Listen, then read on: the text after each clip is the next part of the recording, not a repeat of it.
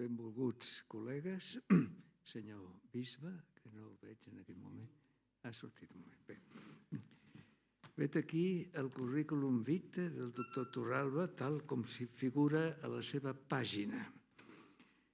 I és escrit en castellà.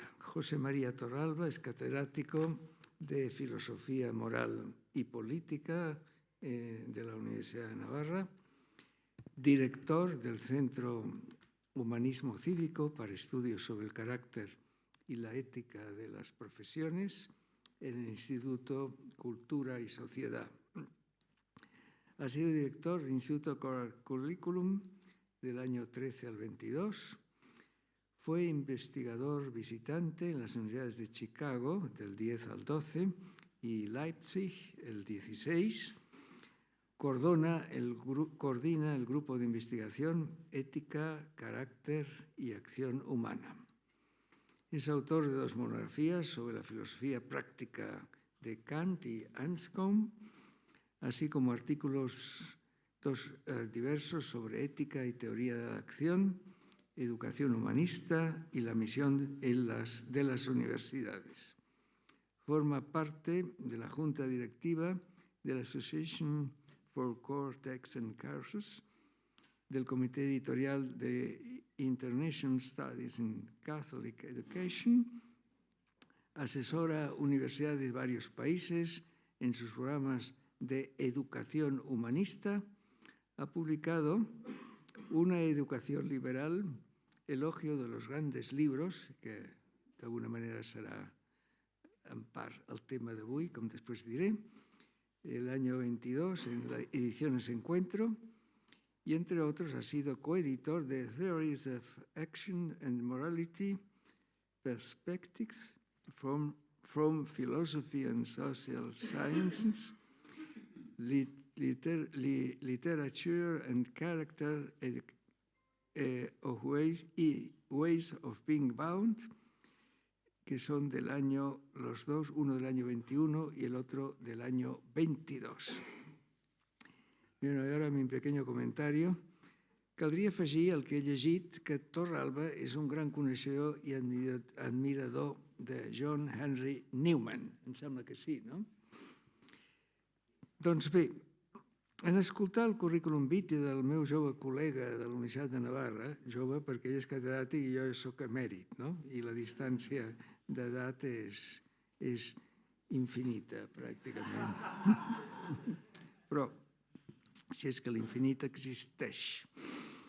Es pot advertir que ell s'ha mogut sobretot en l'àmbit anglosaxó, tret d'una estada a la Universitat de Leipzig. Té 2 línies d'investigació preferents. S'ha dedicat a l'antropologia i, com no podia ser d'altra manera, en interessar-se per les qüestions del comportament humà, personal i col·lectiu, no hi podia faltar, entre les seves obres, una incursió en la filosofia pràctica kantiana, bé que focalitzada en el postkantisme. És que l'ombra de Kant és molt, molt allargada, que ara arriba fins a nosaltres. A tall d'exemple, Paul-Michel Foucault, que va morir l'any 1984 i ell va ser citat en aquesta seu, va ser un postkantià. Ara bé, el doctor Torralba no ha vingut a parlar-nos de Kant, sinó d'una qüestió pedagògica que s'ha posat de moda d'ençà l'acabament de la Segona Guerra Mundial. Tot va començar l'any 1965, quan el francès Jacques Le Goff va publicar un estudi, traduït a totes les llengües cultes, sobre la història dels intel·lectuals a l'edat mitjana, que va ser com una protesta contra el positivisme de l'École des Annales. Aquest assaig, que també va enutjar els filòsofs medievalistes, va ser, i a mi també, però després ja ho he entès, va ser un intent de trobar els grans invariants del saber humà en els llibres no tècnics apareguts a l'edat mitjana. Per dir-ho més planer, Le Goff va cercar la filosofia no en els tractats tècnics de filosofia, sinó en les peces clàssiques de la literatura medieval, com ara la poesia. S'escau esmentar, però, que Martin Heidegger, abans que Jacques Le Goff, ja havia vorejat aquests viaranys en cercar la metafísica subjacent en la poesia del romàntic Friedrich Hölderlin. Allò que va ser una novetat historiogràfica l'any 1965, a dia d'avui és el pa de cada dia.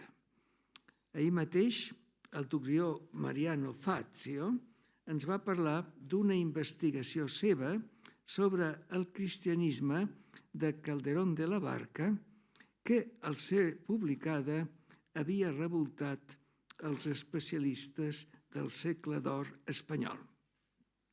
Doncs bé, el doctor Torralba està convençut de que es pot no només ajudar a pensar amb la lectura dels grans clàssics de la literatura universal, sinó que també es pot manar els estudiants a descobrir solucions als grans interrogants que ens ofereix la vida humana, adreçant-los a llegir aquelles obres que són les grans fites de la cultura al llarg de la història des dels grecs ençà. Ell ho creu i ens ho mostrarà seguidament en la seva intervenció, que porta un títol realment interessant: El retorn dels grans llibres, la lectura i els reptes de la cultura actual. Es tracta, doncs, d'una opció pedagògica. Ara bé, no penseu que qualsevol llibre pot servir. Ser humà i ser cristià no és exactament el mateix, encara que hi ha com una certa continuïtat entre ambdós estats de la natura, que cal esbrinar acuradament. És el que ahir esmentava el doctor Fuster, que no sé si és aquí a la sala, em sembla que sí, el doctor Fuster, quan afirmava que a Sant Tomàs d'Aquino tot és videtur quod, o bé quodam modo, o expressions semblants. Ara tenia una petita anècdota personal que no llegiré, que em va passar amb el Cardó Ràncic a propòsit d'aquest tema, perquè el protagonista és ell i no sóc jo el presentador. Per tant, me la salto. Doncs bé, no, la vida és... Em dona permís l'autor? Sí? Bé, doncs llavors, si em dona permís, vaig a llegir-la. I ara, si m'ho permeteu, i m'ho heu permès, no m'estic de recordar una petita conversa que vaig mantenir amb el llavors cardenal Ratzinger quan va venir a Pamplona per ser investit doctor honoris causa. Esmorzàvem al Col·legi Major Belaua i no sé ben bé com o per què va sortir el tema de si el teatre de Shakespeare és o no cristià. Jo li vaig dir que pensava que no ho és. I ell, després de pensar-s'ho una mica, em va dir: a mi tampoc m'ho sembla. I ningú no podrà negar que a Shakespeare hi és gairebé tot. Doncs bé, el doctor Torralba, estem expectants per sentir la vostra intervenció. Molt benvingut a aquesta casa de Castellar. Gràcies per estar aquí entre nosaltres.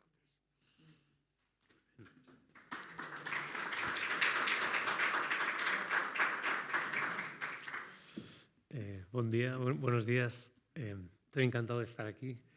Es la primera vez que vengo a Castelldaura y a Cataluña pues también vengo mucho, aunque tengo raíces catalanas. Hice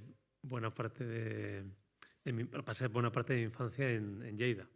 fue alumno de Terraferma, y todavía recuerdo las cargolades a la vera del Segre, era lo que por lo menos se hacía entonces. Y, en fin, todo eso lo llevo muy bien. Entonces vengo con mucho gusto, también con mucha expectación, porque sé que estas jornadas pues tienen mucha tradición, ¿no? Es la número 58, o sea que me siento honrado de que me hayan querido invitar. Y no solo es porque acabo de publicar un libro, entonces parece como te piden que hables de los temas del libro, tienes que decir que sí, sino que me parece además que hablar entre este público que está aquí presente, sacerdotes fundamentalmente, gente pues, que se dedica... Hay que avisar que se está grabando y Sí. se pondrá en internet. Muy bien. ¿Tengo que avisarlo yo o tengo que tenerlo en cuenta? Tenerlo en cuenta por lo que pueda decir. No hay nada que vaya a decir. Por la dicción, eso es, muy bien. Decía que también tener la oportunidad de hablar ante el público que hay aquí pues me parece especialmente interesante.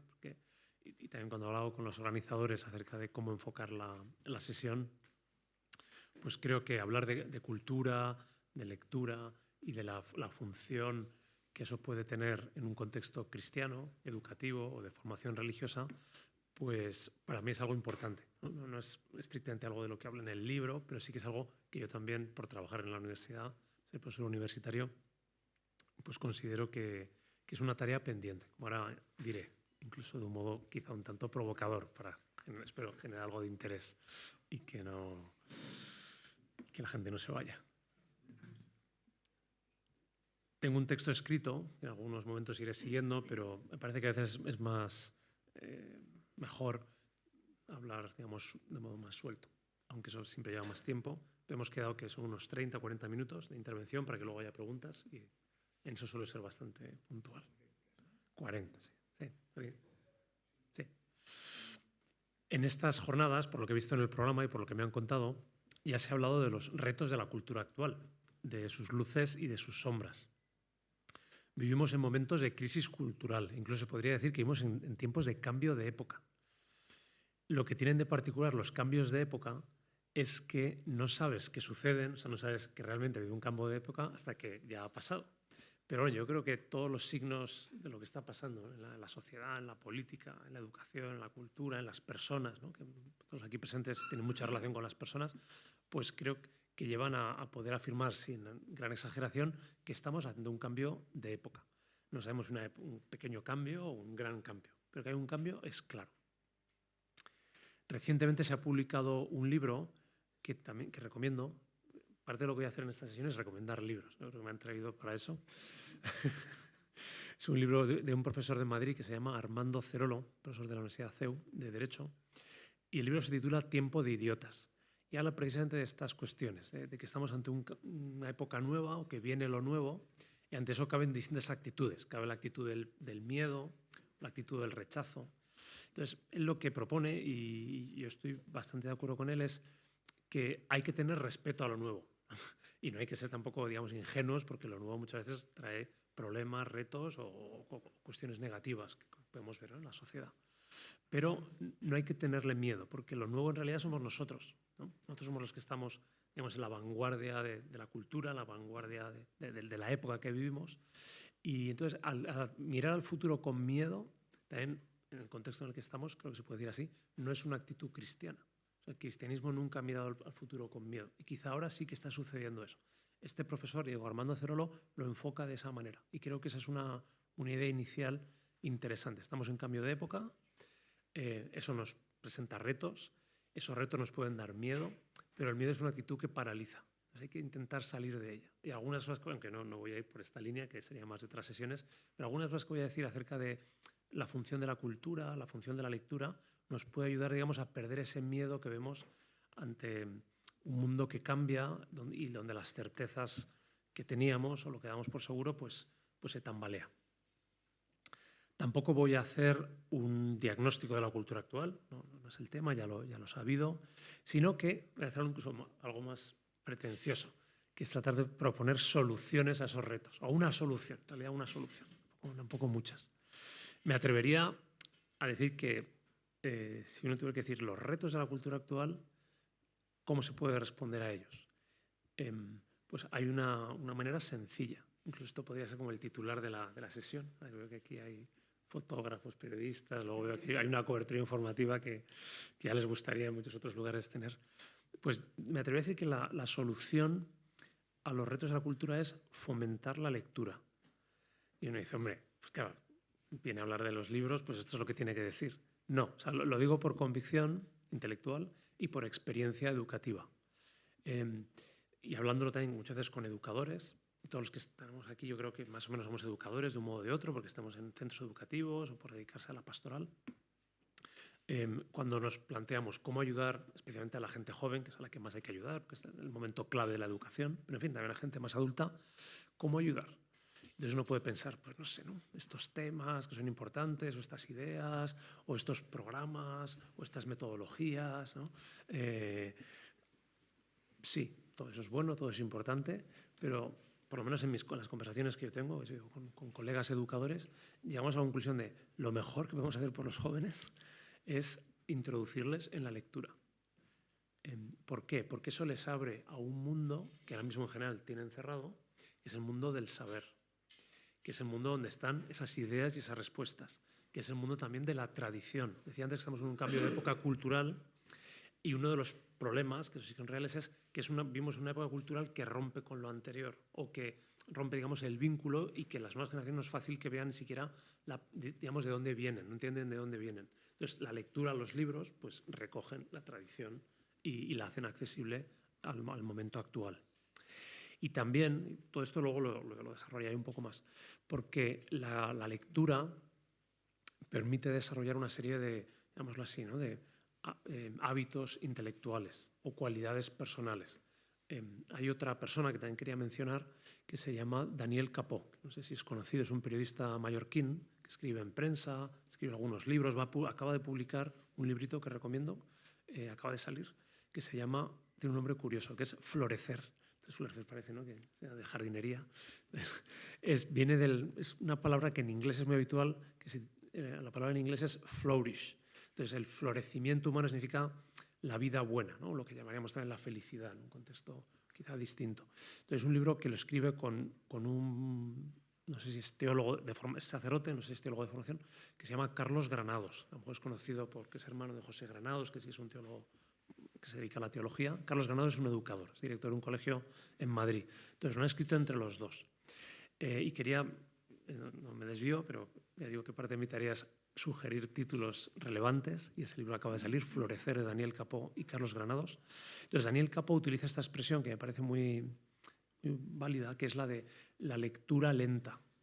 Es decir, no se trata simplemente de que los jóvenes lean, ¿no?, porque leer es algo bueno, ¿no?, porque leer te cultiva, ¿no?, porque mejor que ver series, bueno, series todavía, que ver TikTok, pues es leer libros, ¿no?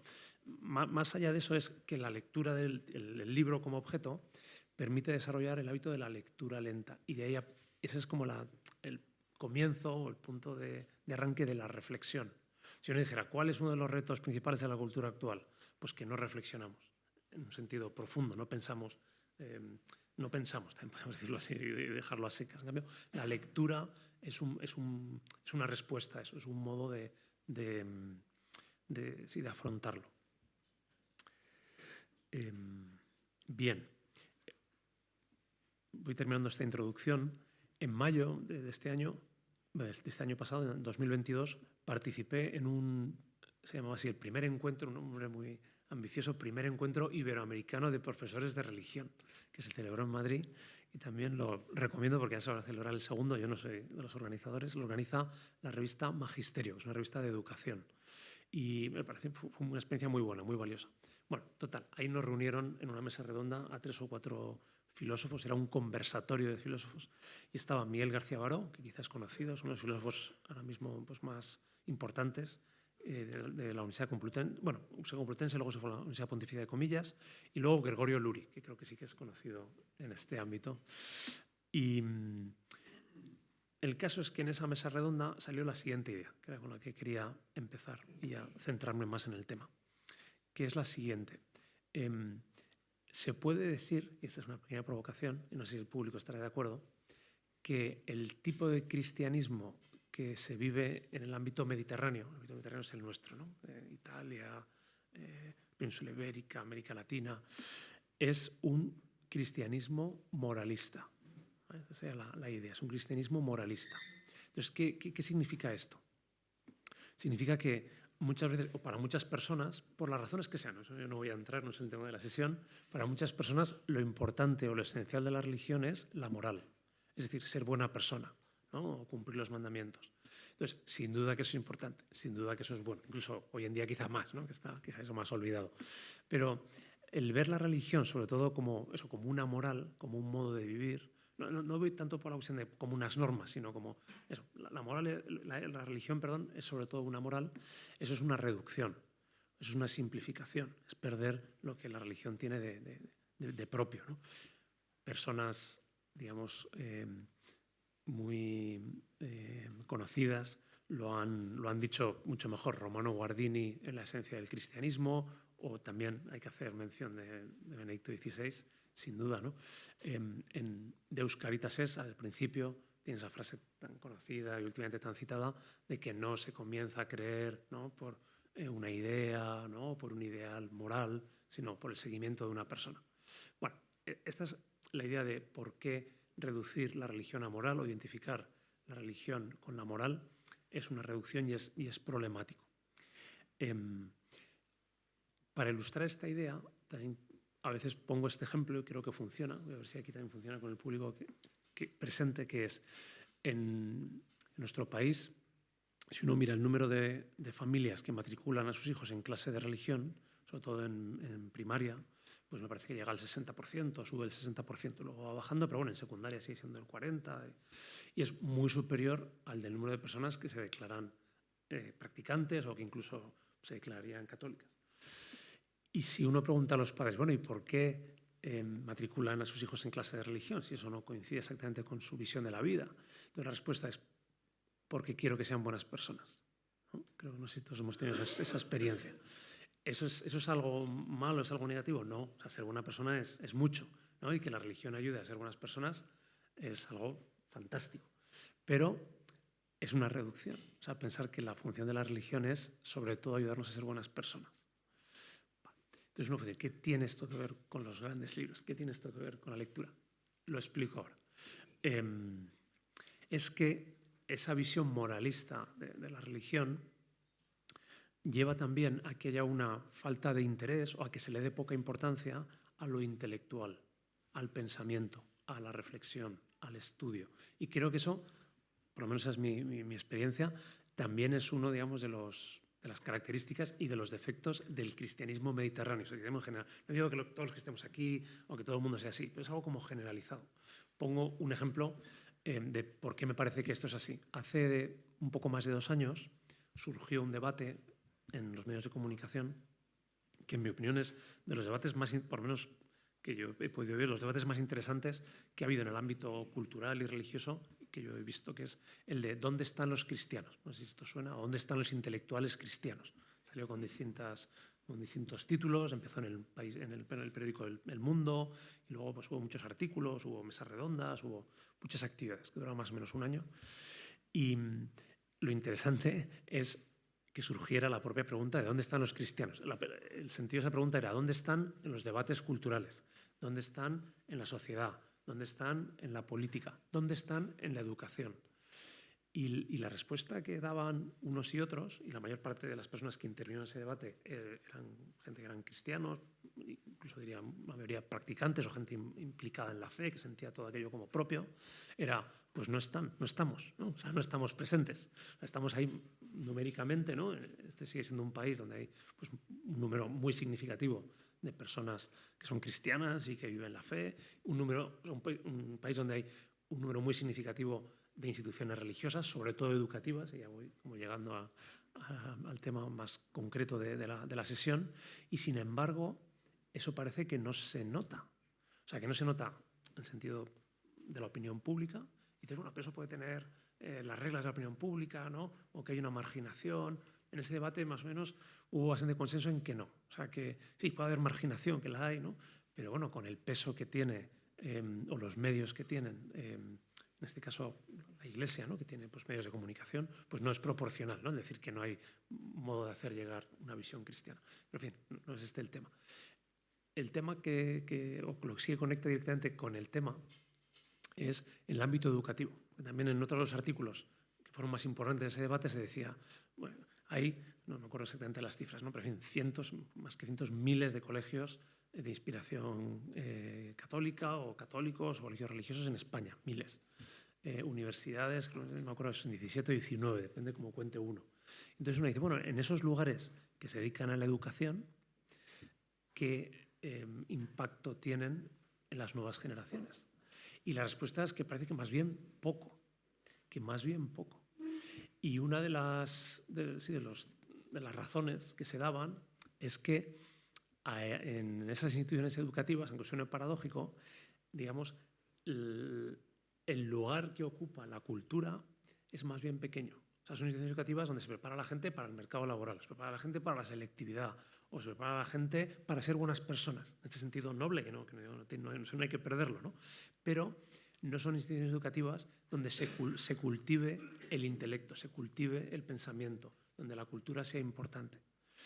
Este era el diagnóstico de ese debate y que yo comparto y que me parece que ese es un problema en este caso para el cristianismo y en general para la sociedad, porque eso que pasa también en el ámbito cristiano pasa en los ámbitos no cristianos. Ya digo. Pero bueno, me parecía que para la sesión de hoy podría ser interesante traer a colación este debate que me parece que sirve para, y ya voy al final de la introducción, para recordar una cita muy conocida, archiconocida, de Juan Pablo II, cuando decía: una fe que no se hace cultura es una fe no plenamente acogida, no totalmente pensada, no fielmente vivida, ¿no? La repito. O sea, una fe que no se hace cultura es una fe no plenamente acogida, no plenamente pensada y no fielmente vivida. Y aquí por cultura uno puede decir, bueno, está refiriéndose a la inculturación, ¿no? en otras culturas. En realidad este es un discurso al Consejo Pontificio de la Cultura. O sea, eso también se podría aplicar, digamos, a la cuestión de la inculturación de la fe, pero está aquí hablando de la cultura intelectual, o sea, de las artes, de la literatura, del pensamiento. Entonces, viene a decir que una fe, ¿no? En este caso el cristianismo, que no se hace cultura, o sea, que no permea la cultura y que no es parte de la cultura y que la cultura no es decisiva para el desarrollo de la fe y para la transmisión de la fe, es una fe, digamos, inmadura, podemos decirlo así, con palabras de Juan Pablo II. También, aunque es un poco más, digamos, anecdótico esto que voy a decir, es un juego de palabras, todos nos suena San Pablo, fides ex audito, ¿no? Fides ex audito. Esto es un principio de la fe. La fe se recibe, digamos, se recibe de otros. Esa es la idea del latín. Pero también podemos hacer una traducción, digamos, más coloquial de, bueno, la fe es escuchar, ¿no? Escuchar homilías, escuchar sesiones, escuchar conferencias. O sea, la fe se aprende escuchando. Uno se sienta y escucha. Creo que el cristianismo mediterráneo muchas veces funciona de esta manera. Es decir, que parece que la transmisión de la fe es, bueno, siéntate y escucha, ¿no? Lo que te tienen que decir. Y muchas veces es muy interesante lo que tienen que decir. Y por supuesto que la predicación es parte del aprendizaje de la fe, de la pedagogía de la fe. Pero, y aquí ya voy a mi tema, la lectura. Es decir, ¿qué aporta el leer directamente, no solo por supuesto las escrituras, sino la literatura de los autores cristianos o la literatura en general? ¿Qué aporta eso a diferencia de la mera actitud pasiva de escuchar? Lo que aporta, y ahora voy a ir hablando de estas cosas, es que abre la reflexión propia, que abre el pensamiento propio, que permite hacer propias las ideas que se escuchan o las ideas que se transmiten. Creo que esto es algo que todavía está por hacer, es decir, un cambio educativo, y cuando digo educativo me refiero en general, en la educación de humanidades, en la educación de la filosofía, pero también me atrevería a decir en la educación religiosa, es decir, pasar de un modelo más bien un poco como pasivo y muy de escuchar a un modelo más activo que requiere que la persona, pues en este caso lean, quizás no es solo leer, pero leer es una de las actividades, digamos, como también más asequibles. Uno dice, ¿cómo introducir, en este caso a los jóvenes, no tan jóvenes, en la cultura? Pues a través de la lectura. O sea, la cultura también, por supuesto, es las artes, el cine, la música, pero en fin, todo eso requiere más tiempo, a veces requiere dinero, a veces el libro es barato, es accesible, se puede prestar, se puede leer en cualquier lugar.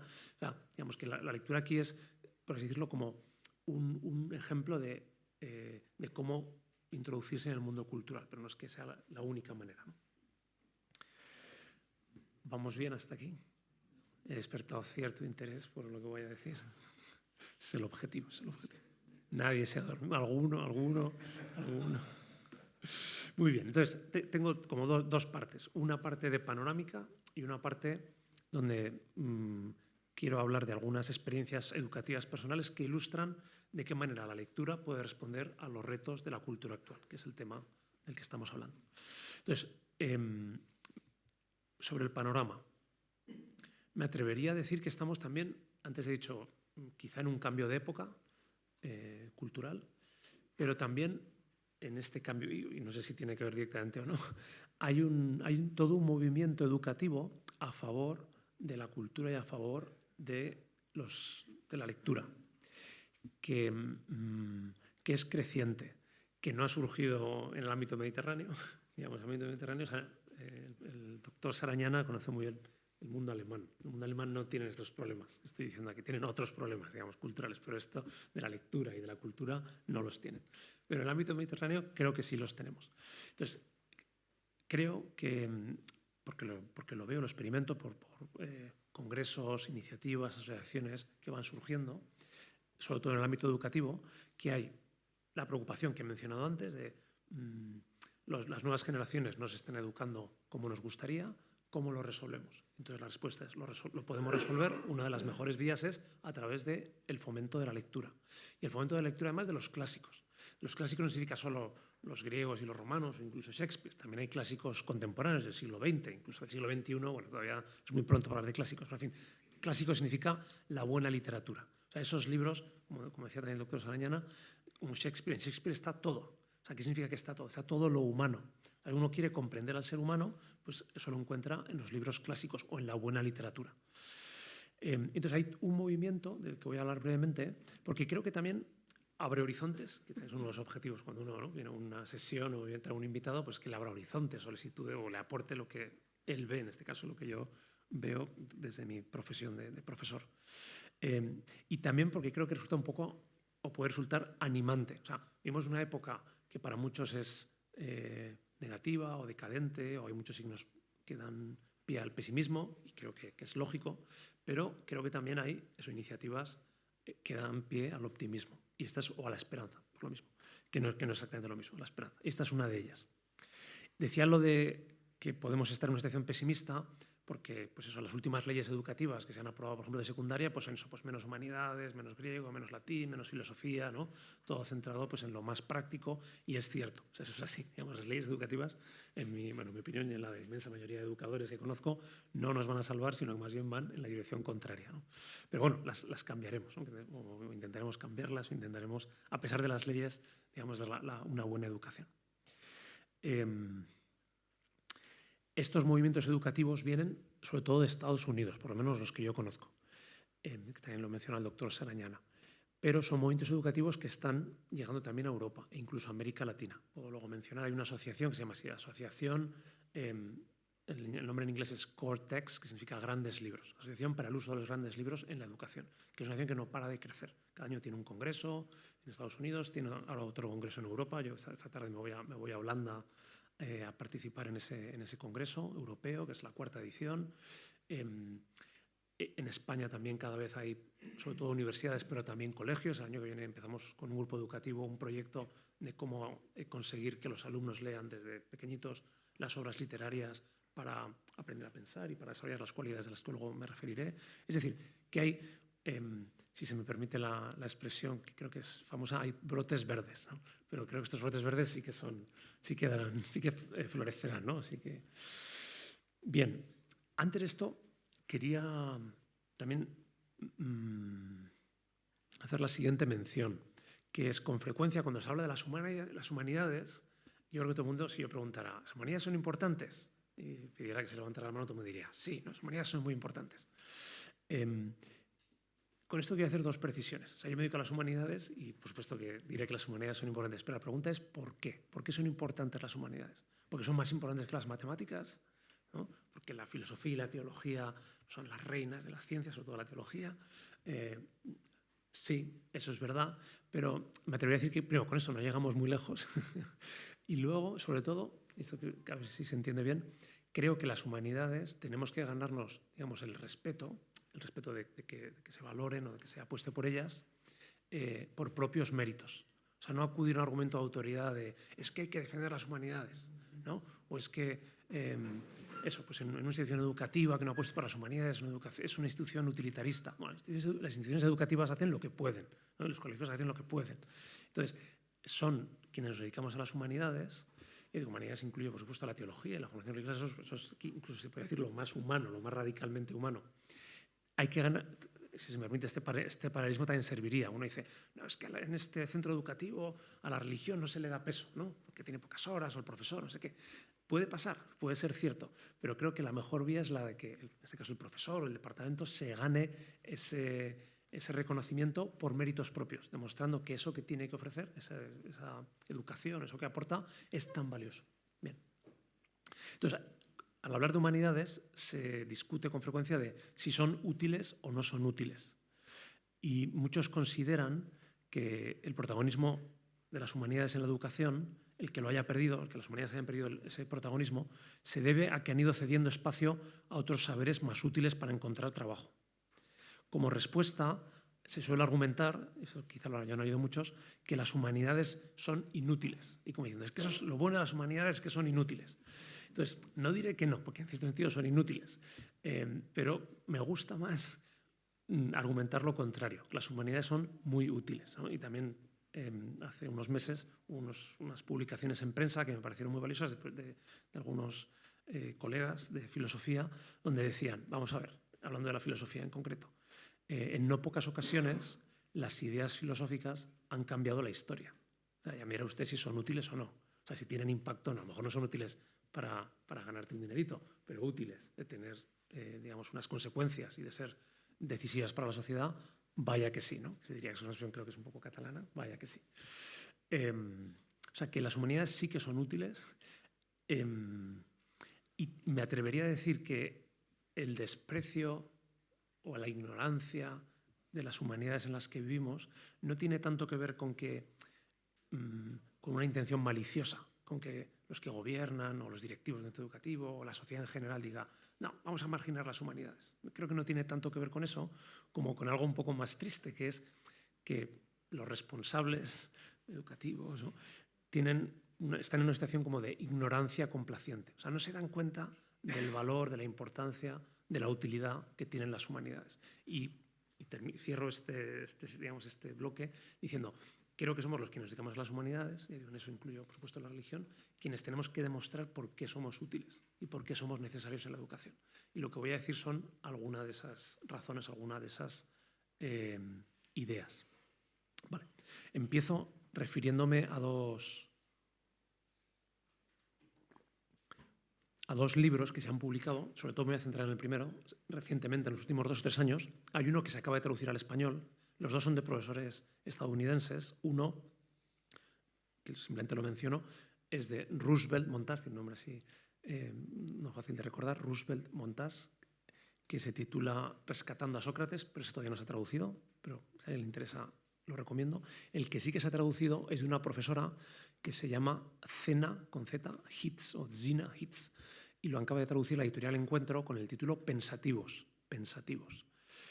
¿Qué explica Zina Hitz en ese libro? Y me parece que es muy valioso. No es una apología de las humanidades al estilo, las humanidades son muy importantes, sino que viene a decir, todas las personas tienen una dimensión intelectual. O sea, todas las personas tenemos racionalidad, todas las personas nos hacemos preguntas, todas las personas tenemos conciencia, tenemos como ese mundo interior nuestro.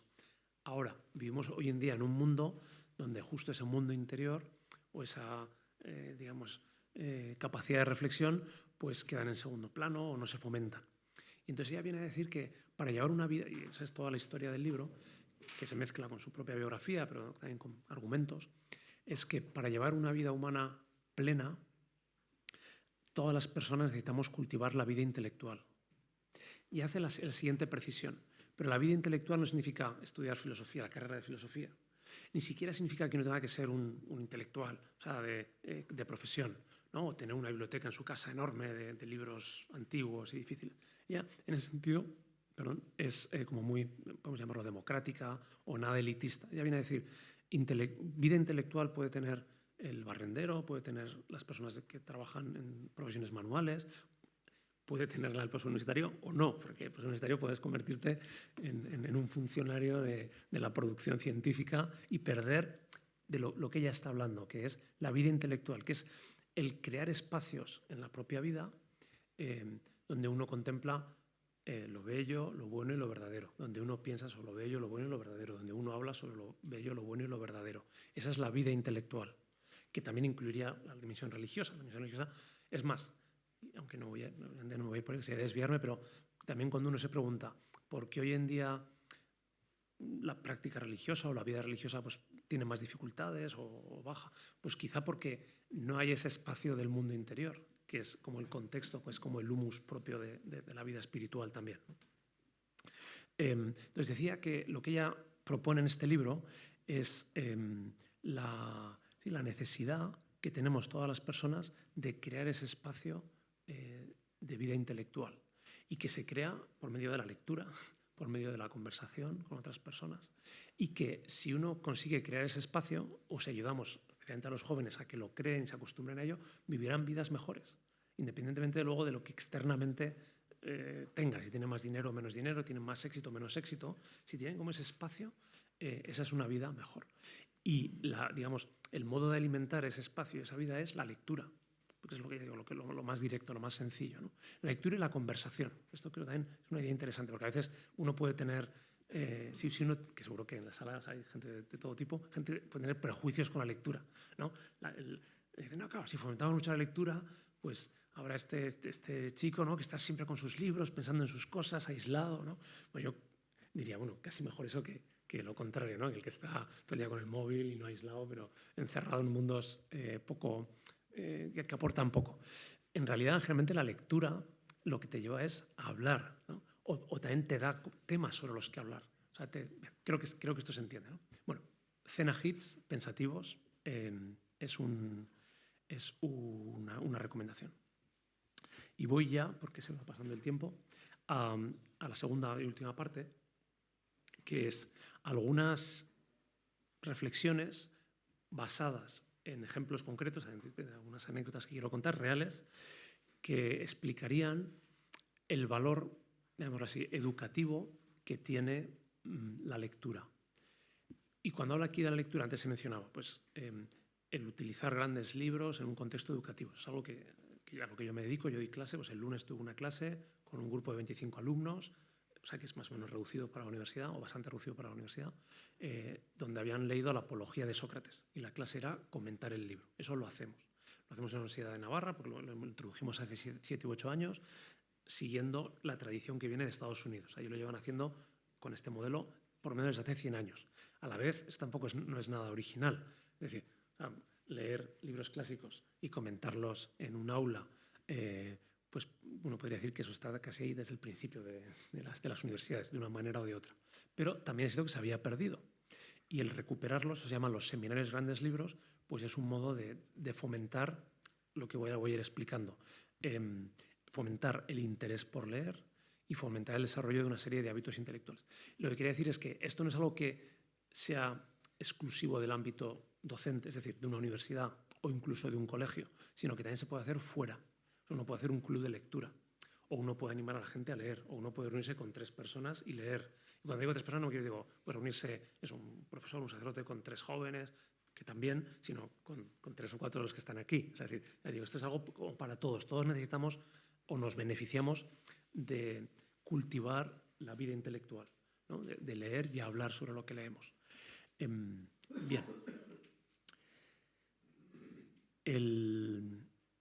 Un primer ejemplo, voy a empezar con el ejemplo. Uno de los libros que leemos en esta asignatura es La rebelión de las masas, de Ortega y Gasset, ¿no? Que no sé si es conocido, también lo recomiendo vivamente. Y es un libro que se escribió hace casi 100 años. Y siempre que lo leemos, tiene el siguiente efecto, que yo empiezo la clase, a veces no les he dicho la fecha, y si ellos no lo han mirado, que a veces no lo miran, les pregunto, bueno, ¿qué opinión merece este libro? O en fin, ¿qué impresiones? Y todo el mundo dice, bueno, es que es un análisis perfecto de la sociedad actual, ¿no? Entonces, y les digo, pero esto se escribió hace casi 100 años. Y dicen, pues sorprendente, porque está hablando de lo que hoy nos pasa. Entonces, 2 reflexiones sobre esto. Lo primero es por qué el libro de Ortega y Gasset, La reunión de las masas, habla de lo que hoy nos pasa. Porque seguimos viviendo en una sociedad de masas. ¿De acuerdo? Entonces, masas aquí no tiene un sentido ni económico, ni social, ni intelectual, de que unos tengan un grado de educación superior y otros inferior. O sea, masa no significa eso. ¿Qué significa masa? Y aquí voy, digamos, a conectar con el tema general de las jornadas. Los retos de la cultura actual y en este caso, ¿qué puede aportar la lectura para responder a esos retos? Entonces, lo primero que aporta la lectura es la comprensión de los retos. Alguien puede darte una clase o puede darte una conversación diciendo, vivimos en una sociedad de masas, donde la gente no piensa, ¿no? Donde la opinión pública pues, se mueve por las modas, ¿no? Donde, vale, todo eso es verdad. Pero digamos que uno no entiende o es más difícil, o no llega a entender cuáles son los mecanismos internos que hacen funcionar las masas y que las masas respondan del modo que vemos. Ya, autores como Ortega y Gasset dan esas respuestas. Entonces pongo solo un par de ejemplos. Ortega es un autor también muy provocador, ¿no? Y ese libro es un libro que lo que quiere es provocar una reacción en el lector. Es más, en general, sobre todo los jóvenes, cuando leen ese libro, se sienten muy incómodos y Ortega les cae mal. Pero eso no es malo. O sea, ¿por qué? Porque eso provoca que ellos tengan que tomar postura. También esta es otra de las ideas clave. O sea, una idea clave en un contexto educativo es conseguir que el educando, o sea, que el joven, bueno, el mayor, pero en fin, sobre todo esto pasa con los jóvenes, reaccione. O sea, el mayor fracaso de un educador, ya digo, todos aquí somos educadores, es la indiferencia. O sea, si con lo que decimos o hacemos el que está delante pues le da igual, ¿no? Pues se queda indiferente, pues muy bien, o sea, todo pacífico, todos contentos, pero la educación siempre supone cambio desde Sócrates. Entonces Ortega tiene bastante de socrático ahí con el sentido de provocador. Él quiere provocar en el lector y por eso carga las tintas y parece un poco despectivo y utiliza metáforas fuertes como la que quería decir, que es, él dice, el hombre masa, la persona masa, es hermética. Habla del hermetismo. Entonces, ¿qué es el hermetismo? El estar cerrado. Entonces, una idea, pues esto me suena, ¿no? Vivimos en una sociedad donde la gente parece que está como cerrada, en cierto sentido. ¿Cerrada a qué? No me voy a extender mucho. Cerrada a pensar que tiene que aprender algo de otros. O sea, las situaciones de hermetismo es como la de yo ya sé lo que tengo que hacer. O a mí no tiene que venir nadie a decirme nada, ¿no? Sobre la vida o sobre...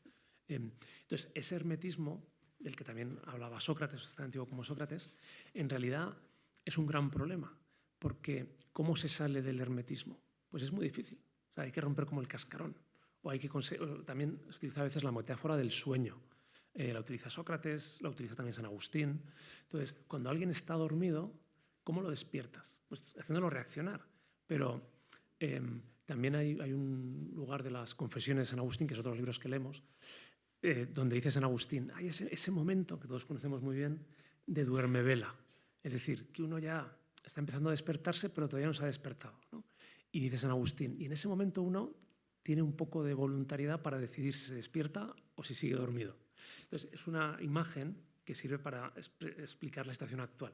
Cuando hablamos de hermetismo, no significa que la gente no escuche mensajes de un sentido o de otro, pero que puede decidir como no querer acabar de despertar, o sea, no querer salir de ese hermetismo. Se entiende esta idea, ¿no? Entonces, ¿a qué voy con todo esto? O sea, más allá, esto no es un intento de explicar qué es el hermetismo y qué es la sociedad de masas, eso sería otra conferencia, sino que al leer este libro y conversar sobre él también, lógicamente, pero en fin, aunque no conversáramos, los jóvenes cuando lo leen piensan sobre estos temas. Entonces, creo que eso tiene un valor prácticamente insustituible. O sea, uno les puede dar un libro que se acaba de publicar, que he escrito yo, ¿no? Y que explica todo esto muy bien, ya, pero pierde la fuerza que tienen los clásicos. Porque lo han conseguido expresar, y Ortega en ese sentido es un clásico, cercano en el tiempo, lo tienen cercano en el tiempo, pero un clásico. O sea, porque lo expresan con mucha fuerza, también porque tienen autoridad, ¿vale? Entonces, es otra idea a la que voy a dar enseguida, la cuestión de la autoridad. A veces pensamos, sobre todo con los jóvenes, no, hay que hacer las cosas más accesibles. Y también ha habido debates sobre esto. Ha habido debates hasta el punto de plantearse, en la secundaria no debería dejar de leerse a Lope y a Calderón y a Ramón Llull, o supongo que se leerá aquí, porque son textos difíciles, ¿no? Y hacerlo más accesible. Incluso se dice, claro, porque así facilitaremos que a los jóvenes les guste leer, porque si tienen que leer libros tan antiguos, no les gusta leer. Entonces, no digo que no sean libros difíciles, pero en mi experiencia, es verdad que es con jóvenes de 18 años, pero en fin, entre 18 y 16 creo que no hay mucha diferencia. Con 12, 13 queda un poco más. Un buen libro, leído en un buen contexto, que es el contexto de un seminario y de un coloquio, son libros que no solo es que no los lean, sino que les entusiasman. ¿Por qué? Porque son clásicos. O sea, el clásico lo que tiene es esa capacidad de hablar a personas de todos los tiempos. Hay que superar una pequeña barrera, a lo mejor que utilice una edición buena, que te ponga unas notas, ¿no? O tener a alguien que te haga una buena introducción. Pero, digamos, a la idea que quería decir, a veces podemos pensar que explicar las cosas de un modo más asequible, más cercano, con palabras más sencillas, es mejor, y en algún caso puede ser mejor, pero creo que nunca hay que renunciar a la sabiduría que contienen los clásicos, que es mucho más rica, ¿no? Vale, esa es una primera idea. ¿Tenemos 5 o 10 minutos? 5 o 10 minutos, sí. Un segundo que abra esto. Son algunas ideas en esta línea, solo poniendo ejemplos de libros y con algunas ideas sobre los retos de la cultura actual, ¿no? Entonces, he mencionado la autoridad. Entonces, la autoridad en educación. Todos podemos decir, vivimos en un momento de crisis de autoridad, sin duda, ¿no? También en un contexto religioso hay una crisis de autoridad, y no me estoy refiriendo a cuestiones, digamos, de la Iglesia o de autoridad eclesiástica, sino de que quizá cuando yo era más joven, no hace mucho, pues por ejemplo un sacerdote era alguien que tenía autoridad por ser quien era, ¿no? O el párroco tenía autoridad por ser quien era, o el profesor del colegio tenía autoridad por ser profesor. Hoy en día me parece que eso se ha perdido, es decir, que ahora la autoridad uno tiene que ganársela. Y eso pues es un hecho, nos puede gustar más o menos, ¿no? Tiene una ventaja, que es que cuando uno consigue ganarse la autoridad, el respeto, la confianza, la relación es mucho más personal, ¿no? Que antes quizá era un poco más formal, tenía también sus defectos. Bueno, ¿qué tiene que ver esto con los libros? Pues que la experiencia de que los jóvenes lean a los clásicos, y digo, clásicos puede ser un autor de hace 30 años, ¿no? O sea, un libro que uno dice, uy, este libro, este señor o esta señora sabe mucho, sabe más que yo tengo algo que aprender de aquí, ¿no? O este es un libro que, pues, la apología de Sócrates, que ha aguantado el paso de los siglos y que seguimos hablando de él, ¿no? Y que parecía que aquello iba a fracasar con la muerte de Sócrates, y fíjate que todavía nos sigue inspirando. Entonces, uno de los retos de la cultura actual es la crisis de autoridad, en el sentido de que no hay cultura sin autoridad. Por supuesto, no hay fe sin autoridad. Hay un paralelismo ahí muy claro. Entonces, ¿cómo se recupera el sentido de autoridad sin irse a una posición, podemos llamarlo así, autoritarista?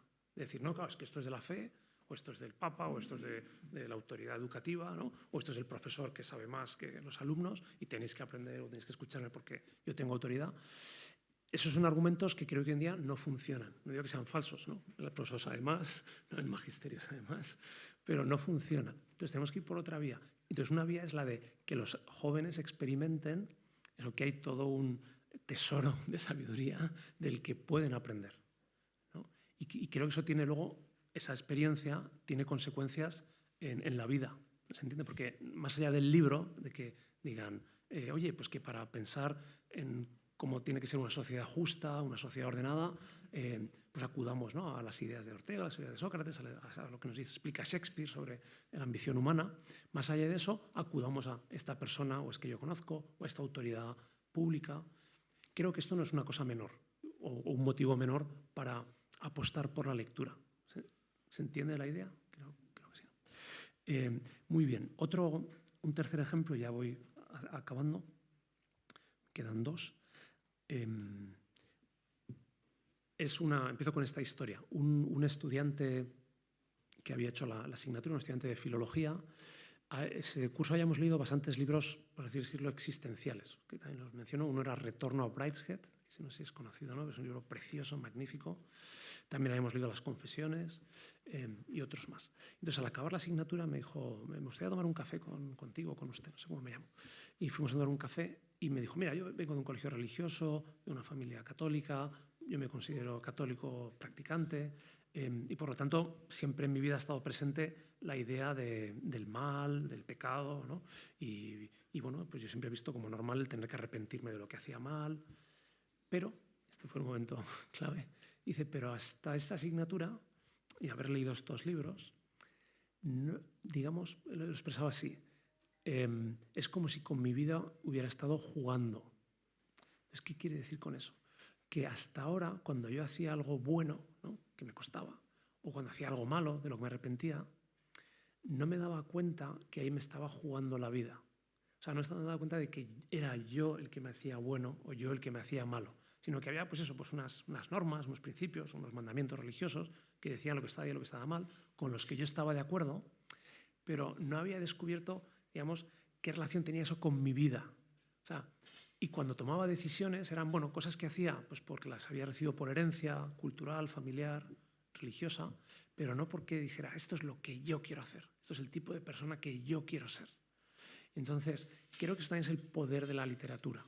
No digo que eso solo suceda con la literatura, pero con la literatura desde luego. ¿Por qué? Porque al leer ese tipo de historias humanas, como la inmensa mayoría de la literatura, uno ve la diferencia, y aquí tendría que explicar qué sucede en Retorno a Brideshead, pero no voy a hacer spoiler. Digamos, ahí hay un personaje que es el prototipo de esto, el prototipo de alguien que es como un autómata, ¿no? Incluso llega, a un pequeño spoiler, por el contexto en el que estamos, viene a decir, para casarse le conviene bautizarse, no está bautizado. Y entonces le empiezan a preparar un sacerdote y le viene a decir el que tiene que bautizarse porque quiere casarse, al sacerdote le dice, usted dígame lo que tengo que creer y yo lo creo, lo firmo y ya está. O sea, y lo resolvemos fácilmente, ¿no? Es una figura es muy caricaturesca. En fin, no digo que este alumno estuviera en esa situación, pero se ve un poco reflejado, ¿vale? Se entiende, se ve la idea. Y ejemplos como estos en la literatura hay miles. Y esa experiencia de leerlo y de pensarlo en primera persona, creo que eso es, digo, casi insustituible, ¿no? Muy bien, que se nos va el tiempo y quiero acabar. Digo, son dos puntos. En realidad es un comentario y un punto. Un comentario es algo que también yo y mis colegas, o sea, estamos unos 25 profesores, en este caso en mi universidad, dando ese tipo de asignaturas.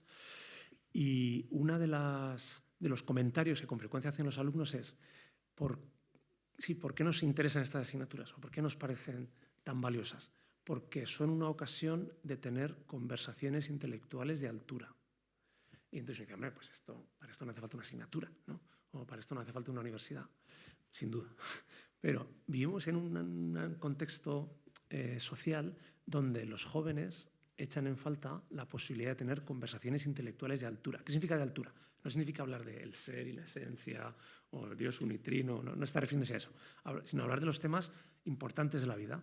La libertad, el mal, el perdón, Dios. Y ya digo, cuando uno dice, bueno, ¿cómo ayudar a la gente joven? Que es con lo que he empezado, ¿no? Y he dicho así de un modo un poco quizá lapidario, haciendo que lean. Bueno, ¿por qué? Porque al leer creas un contexto para hablar de los temas realmente importantes, que si no quizá no está presente, porque incluso a lo mejor ni siquiera tienen el vocabulario o no tienen las imágenes. En cambio, cuando se les da a través de la lectura, conectan porque los jóvenes siguen siendo jóvenes, son gente que tiene grandes ilusiones, que quiere vivir, que quiere encontrar respuestas, pero el problema es que no les estamos, digamos, alimentando bien, alimentando el alma adecuadamente, ¿no? Ese es creo que uno de los efectos de nuestra cultura. Termino con una última historia sucedido. Otro de los libros que leemos desde hace no mucho, hace 3 o 4 años, es El Principito. Entonces yo me resistí a incluirlo, ¿no? Porque me parecía que es un cuento, porque es un cuento. Y entonces, si estamos leyendo a Homero, estamos leyendo a Sócrates, estamos leyendo a Ortega, leer El Principito, pues me parecía poco serio, Pero bueno, y como lo decimos, todo de un modo bastante, digamos, democrático, ¿no? En el sentido de que digamos, de colaborador, ¿no? O sea, somos colegas, ¿no? Y nos reunimos y tomamos decisiones consensuadas. Pues dije, adelante, vamos a probar, como diciendo, ya verás, ¿no? Haremos un año y luego se demostrará que aquello fue un error. Bueno, pues el que estaba equivocado fui yo. Entonces, ¿por qué? ¿No? Y no me quiero extender. Por 2 razones. Una, El Principito es un cuento que también recomiendo leer, porque quizá, bueno, seguro que casi todo el mundo lo ha leído aquí, pero lo ha leído cuando tiene 5 o 10 años. no es un cuento para niños, es un cuento para adultos. O sea, es el género cuento, pero para adultos. Entonces, solo se entiende bien cuando uno tiene por lo menos 18 años. De hecho, uno de los alumnos que tenía en clase, con 19, decía, les pregunté, ¿habéis leído El Principito? Me dice, sí, me he leído 8 veces. Y digo, ¿cómo que 8 veces? Y dice, sí, cada vez que tengo un problema importante en mi vida, me leo El Principito y encuentro algo de inspiración, ¿no? Bueno, lo decía en serio. Entonces, la idea que quería decir, con esto termino, ¿qué aportaba la lectura del Principito a estos jóvenes de 18 y 19 años? Que también me parece que es una de las grandes respuestas a los retos de la cultura actual, ¿no? Como el esquema de esta sesión. La ingenuidad o la mirada limpia o la mirada no instrumentalizadora de la realidad y de las personas. Eso es el Principito. Es verdad que, ¿no?, lo esencial es invisible en los ojos, la frase, ¿no?, que puede aparecer en los Bombacci o que es a veces un poco manida. Sí, pero bien leída, bien comprendida, leyendo ese libro en diálogo también con esas otras obras clásicas, lo que más les llamaba la atención, y realmente no es algo menor, es que bueno, hay otra manera de mirar la realidad. Hay otra manera de mirar las relaciones personales. Es decir, que no son relaciones de beneficio, ¿no?, o de instrumentales, ¿no?, sino son relaciones donde me interesa el otro, donde al otro le intereso yo por quién soy, o que las relaciones requieren tiempo, hay que cultivarlas, ¿no?, requieren paciencia. O sea, es como, por así decirlo, los rasgos que aparecen en El Principito acerca de cómo vivir, no digo que sean lo más opuesto a los rasgos dominantes actuales, pero desde luego hay un contraste muy grande. Y cierro con esta idea, que es la que ya he dicho, de la capacidad de mirar el mundo de otra manera. Me parece que es el comienzo de la educación. O también uno dice, bueno, ¿cómo respondemos a los retos actuales? Bueno, pues hay argumentos, ¿no? No sé, temas morales, hay argumentos. O antes decía lo del hermetismo, ¿no? Pues cómo conseguimos que alguien quiera escuchar, ¿no?, o que quiera aprender, o que salga de esa situación de estar encerrado en uno mismo.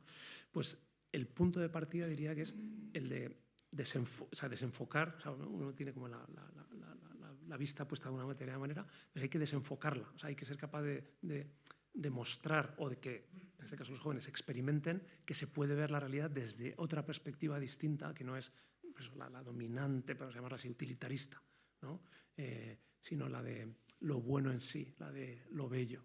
Y en libros como El Principito eso aparece. Y ya digo, genera esperanza, ¿no? Y creo que, antes decía, el mayor fracaso de un profesor es dejar indiferentes, ¿no? ¿Cuál sería el mayor éxito de un profesor, de un educador? El ser capaz de generar esperanza. Esperanza es de que un mundo mejor es posible, de que hay otra manera de vivir, que a lo mejor luego es difícil, que a lo mejor luego no se consigue, pero generar esa esperanza me parece nuestra principal responsabilidad, porque la responsabilidad de los educadores no es, digamos, la vida de las personas. Me dice, bueno, hemos educado, ¿no?, de una determinada manera y ha sido un fracaso porque luego fíjate lo que pasa, ¿no? Bueno, las personas son libres. Lo que sí que está en la responsabilidad de los educadores es generar esa esperanza, generar esa posibilidad que sea como una semilla, ¿no?, que luego germine. Bueno, han sido muchas ideas, lo dejo aquí y espero que hayan sido útiles.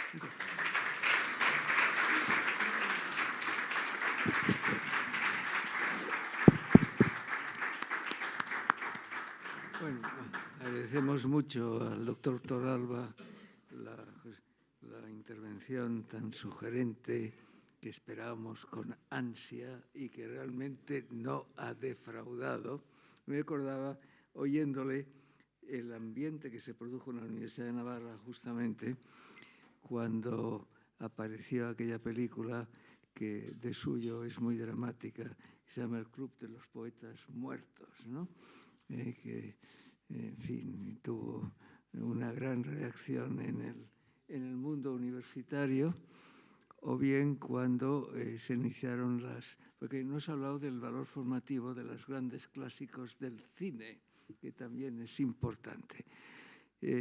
Bueno, entonces aquí yo iba a dar otra conferencia, porque se trata es de animar al público que pregunte. Antes de entrar, vamos a establecer las coordenadas, las reglas del juego. ¿Cuánto rato disponemos? Primero hay que preguntárselo al siguiente ponente porque le podemos comer la conferencia. ¿Cuánto tiempo? 10-15 minutos. Muy bien, d'accord, you are right. Entonces, 10-15 minutos. Primera pregunta, no, primero saber quiénes van a hablar. 1, 2 y 3. Con estos 3 basta. Primero que ha levantado, primer ponente. Pero un momento que le entregan el micrófono.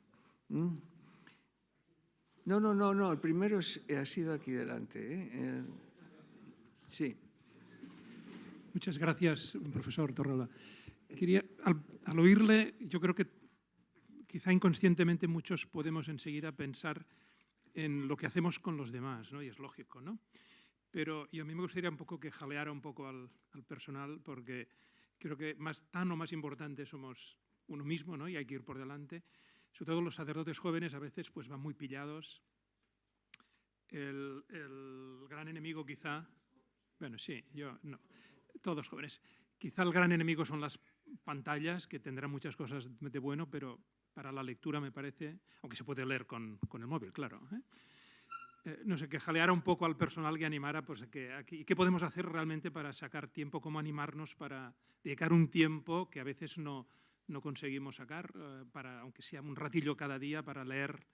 Y quizás sí, no sé, no es el momento de hacer listas de libros, lógicamente, ¿no? Pero a veces quizá uno necesitaría un poco de orientación también para no perderse. Porque yo a veces voy a la librería y ves allí y es que ves tanta cosa y bueno, ¿yo cómo consigo, con el poco tiempo que tengo, leer lo importante, ¿no?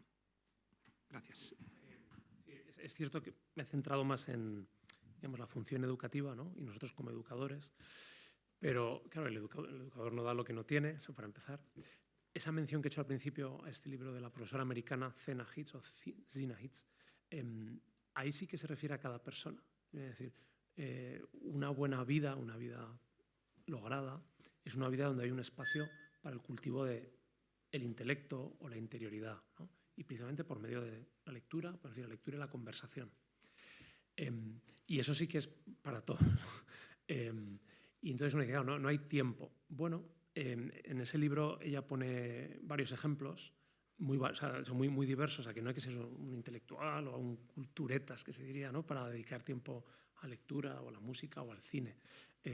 Es una cuestión de que, quizás sí que diría esto, de que uno descubra no la utilidad, ¿no? Porque entonces ya no, tengo que leer porque así luego educaré mejor o así.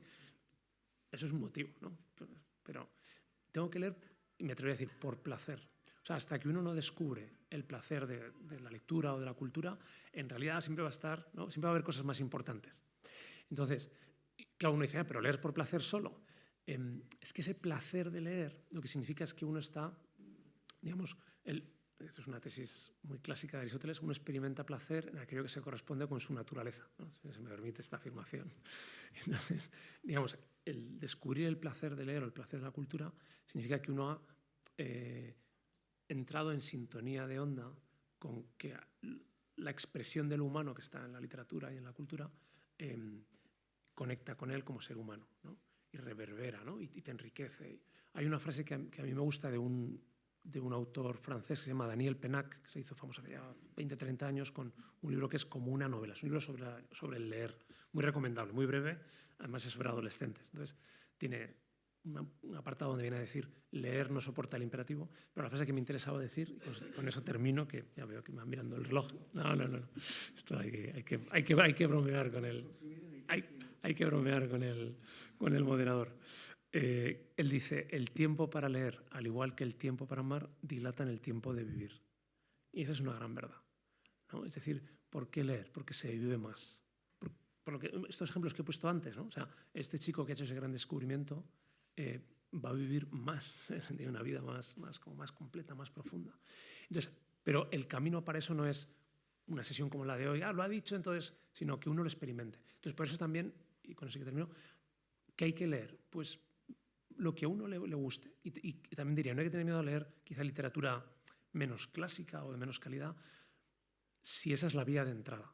Pero sí que con, digamos, un cierto interés, por lo menos una curiosidad, pues bueno, pues voy a ir a los clásicos, ¿no? Quizá de la mano de alguien que me aconseje, pues empieza por aquí, ¿no? Porque hay clásicos y clásicos, hay libros y libros. O sea, eso, el ir de la mano a algo es muy importante. Pero ya digo, si un chico de 18 años disfruta leyendo la Odisea, ¿cómo no va a disfrutar alguien de 40 o de 50? La traducción de Horace Lorda de Ortodoxia Sí. me parece que es estupenda, ¿no? Eso. Acaba de salir hace... Sí, acaba de salir. Eso es también, efectivamente, ediciones que den buenas notas y buenas ayudas, eso es lógico, sí.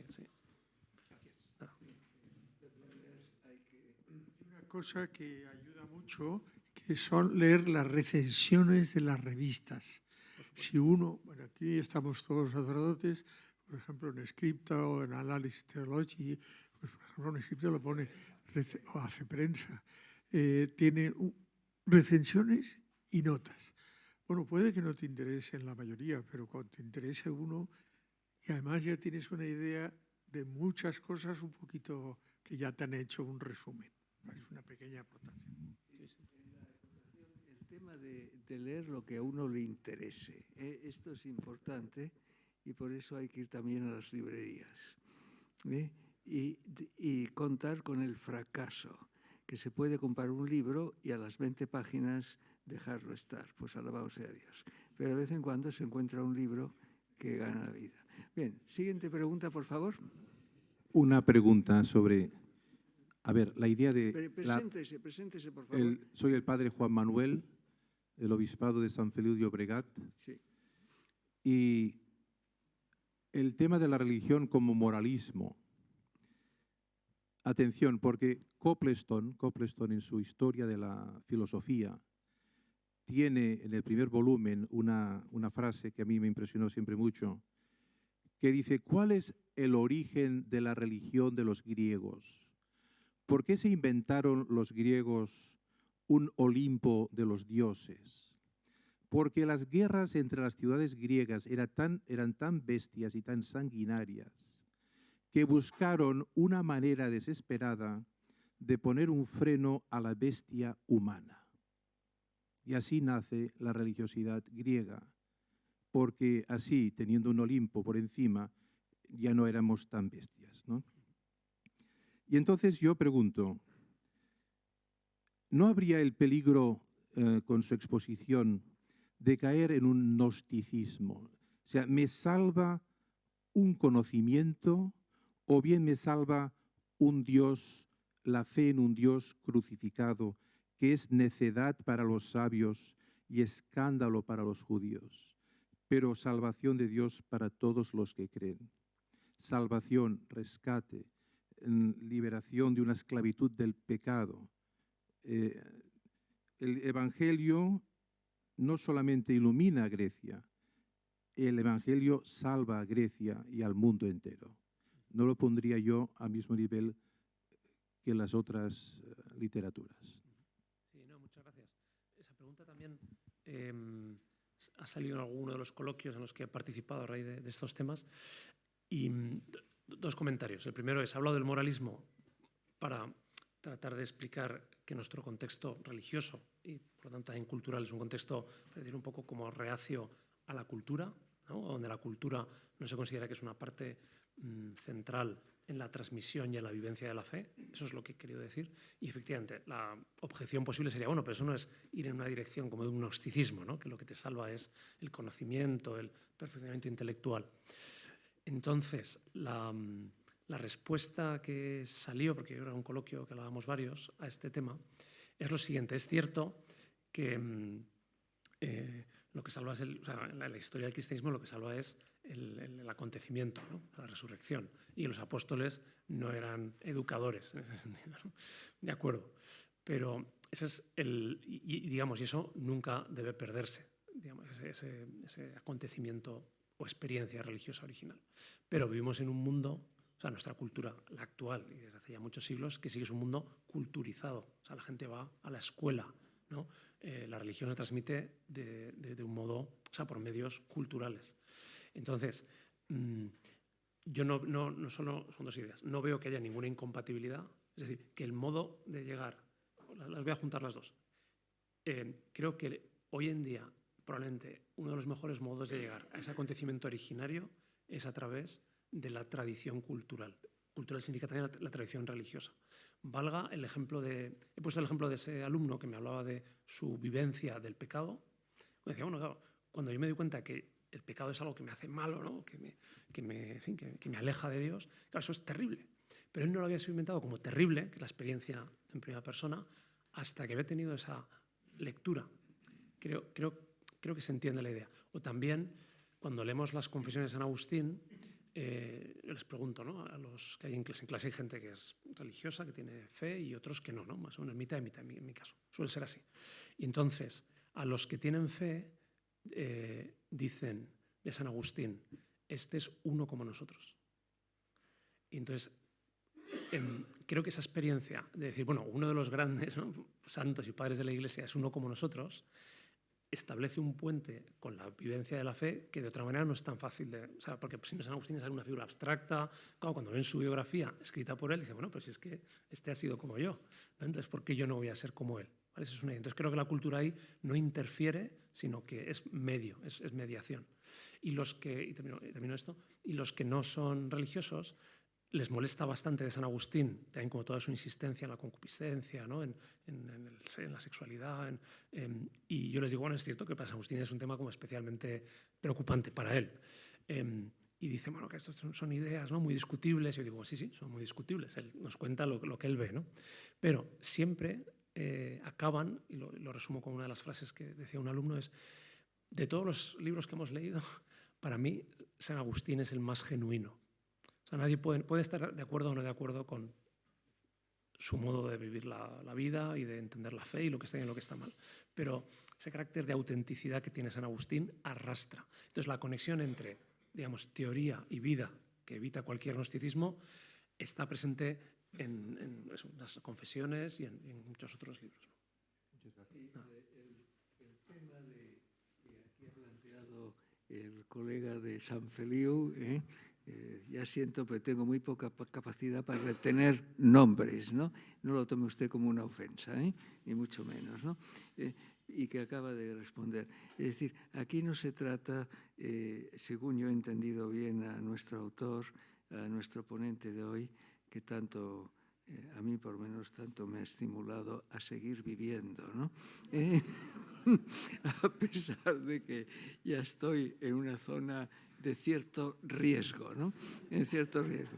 Bueno, pues no era provocar la conversión, sino hacer al hombre más hombre. Y es verdad que, por ejemplo, un gran director de orquesta con una finísima sensibilidad puede ser un hombre pecador. Muy grande, ¿no? Bueno, por lo tanto, lo otro es absolutamente decisivo, ¿no? Pero para que la sociedad sea más humana y más grata la convivencia, haya más sensibilidad para la vida del prójimo, por ejemplo, esto es absolutamente necesario y sobre ahí se puede edificar. Después ya hay que contar con la gracia y la libertad. Y este es otro orden, ¿no? El ocio intelectual. El ocio intelectual. ¿Cómo se consigue? El que tenía interés ha visto el partido del Barça con el Real Madrid, por muy ocupado que estuviera. Y el que no tenía interés no lo ha visto. Todos tenemos tiempo para lo que nos interesa, pero hay que empezar a crear en los jóvenes este interés por la lectura. Si no, los hábitos se crean muy difícilmente. Bueno, el doctor Melé me parece que era... Adelante, doctor Melé. Es el profesor de IES. Sí, nos conocemos, me parece. Bueno, vamos a ver, yo me he quedado un par de cosas de la conferencia que me han parecido puntos cruciales, ¿no? Y además preocupantes en cierto sentido, A ver, el tema, esto de la formación en los centros educativos, colegios, universidades, incluso yo diría parroquias también en cierta medida, ¿no? Que falta formar para la cultura.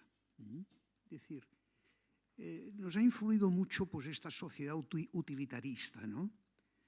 Y entonces es que yo veo que la gente que sale incluso de colegios católicos y, en fin, y que tienen prestigio, les falta esta inquietud por dar la batalla cultural, ¿no? Esto no es fácil. Dice, que tenemos el plan de estudios, tenemos la selectividad, tenemos no sé qué. Yo he tenido una experiencia el año pasado de un colegio que hay en Washington, D.C., se llama The Heights, que es un colegio como Villaró, que es obra corporativa, pero con la diferencia de que el Estado no se mete nada en el plan de estudios, nada.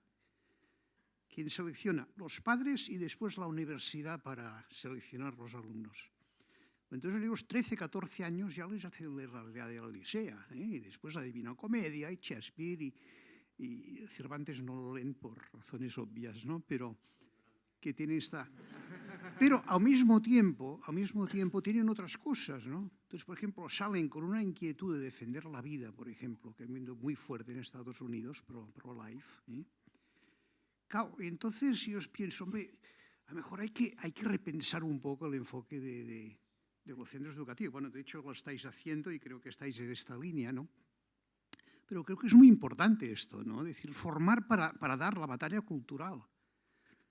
Hombre, que es muy importante, pues, todo un montón de cosas, Por supuesto, la religión, que va a dar el sentido trascendente a esto. Bueno, entonces, la segunda cosa que me ha interesado mucho, y creo que por este tema que decías, ¿no? De la biografía personal. Entonces, cuando se habla de moralismo, muchas veces es por la idea, yo diría que más que moralismo sería normativismo. Es decir, ver la moral como reglas de conducta. Entonces, claro, ahí creo que la lectura de biografías, por ejemplo, sí que es muy interesante, ¿no? O sea, descubrir a la gente que las acciones que hago me van configurando.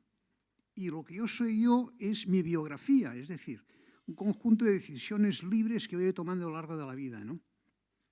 Esto no es moralismo, esto es formación para una vida plena, Y hace falta motivaciones para esto.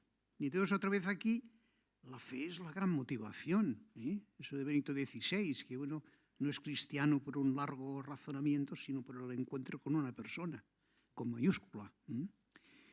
Bueno, no sé, a ver tu reacción sobre esto. Respondo primero a lo segundo y luego a lo primero. No, lo segundo, me venía a la cabeza, que también será conocido de todos, el obispo Robert Barron, ¿no? Que ha escrito mucho y tiene mucha actividad en Internet, en fin, y educativa. Y una de sus, me parece, tesis básicas es que hoy en día, digamos, la vía evangelizadora, pues el nombre que lo utiliza es la vía de la belleza, ¿no? La vía pulcritudinis. No voy a entrar en eso. La vía pulcritudinis, la vía de la belleza. No voy a entrar en esa cuestión ahora, que sería otra sesión. Y me parece una idea muy valiosa, pero el matiz o la razón o el énfasis que él pone, o por lo menos que yo leo, es el de la experiencia personal. Es decir, que la gente joven, o no tan joven, especialmente los jóvenes, o algo lo experimenta en primera persona, o se queda todo en un discurso abstracto, lejano, ¿no? Entonces, ¿cómo se experimenta en primera persona un ideal de vida o una experiencia religiosa? Un modo es las biografías, ¿no? Decíamos de San Agustín, porque es una biografía, además, que no simplemente es una biografía, es un texto vital, ¿no? Sin duda. También puede ser de otras maneras, pero en el caso de la lectura, por supuesto que la literatura no tiene por qué ser una biografía real. O sea, en general, cualquier obra literaria, aunque sea ficticia, si es buena literatura, está encarnando un modelo de vida y tiene ese efecto, ¿no? O sea, que eso por supuesto. Y luego, sobre lo primero, conozco ese colegio, también antes mencionaba, como diciendo, bueno, hay motivos de esperanza, ¿no? Entonces, y también en nuestro país, que puede parecer que vamos un poco por detrás en el ámbito cultural, y es cierto, comparado con otros países también europeos. Pero estamos trabajando ya con un grupo educativo no muy grande de España que quieren hacer exactamente eso, además en relación con este colegio de Estados Unidos. Es decir, introducir en su currículo, a pesar de las leyes y de todos los condicionamientos que hay, la lectura de los clásicos. Pero, y aquí pongo un matiz, con lo de la batalla cultural, que sería otro gran tema. Entonces, a mí, en general, el modo en que esta es una opinión personal, bueno, como todas, pero está todavía más, el modo en que habitualmente se utiliza la noción de batalla cultural no me convence, porque presupone que hay dos enemigos, que hay que vencer al otro, ¿no? En ese sentido, no digo que usted lo haya dicho de esa manera, pero en ese sentido, que es el habitual, no es el que me parece que sea el más adecuado.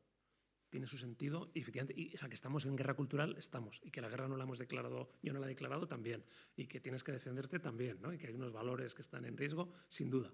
Pero yo me atrevería a decir, como una propuesta, que el cristianismo justo lo que tiene que ser es capaz de cambiar el marco pasar de ver la sociedad como unos contra otros, donde el objetivo sería que unos quedaran marginados o callados, ¿no?, a una sociedad donde seamos capaces de convivir todos sin un buenismo así fácil, sino lo dejo ahí, o sea, sino de otra manera. Eso es, mejor. Entonces, voy y termino. Efectivamente, o sea, el apostar por la cultura, y en este caso la lectura, tiene un efecto en la gente. Es decir, que luego cuando van a desempeñar sus funciones en la vida pública, en la vida social y en la vida política, eso se nota, ¿no?, que es lo que usted ha visto en ese colegio.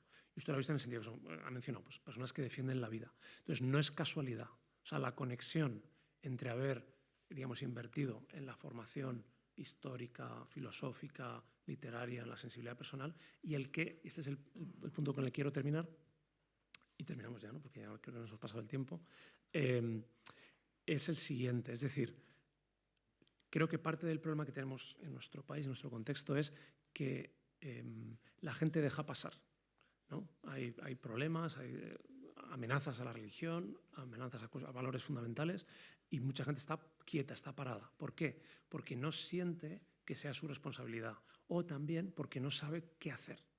Entonces, ¿cómo se palía eso? O sea, ¿cómo se puede solucionar? Dando una buena formación cultural que ayuda a saber cómo participar en la vida pública, en la vida cultural, ¿no? Y luego también esa motivación, porque si uno ha leído a Ortega, dice, espera, la sociedad de las masas es un problema, ¿no? Eso teníamos que intentar que no sucediera, en fin, o resolverlo. Entonces, uno, si sale del bachiller o de la universidad con esa idea, pues luego pondrá en marcha iniciativas, ¿no? Muy bien. Ahora hemos terminado, rezaremos el Ángelus, pero antes del Ángelus, y creo que la Virgen no se va a enfadar, un aplauso para...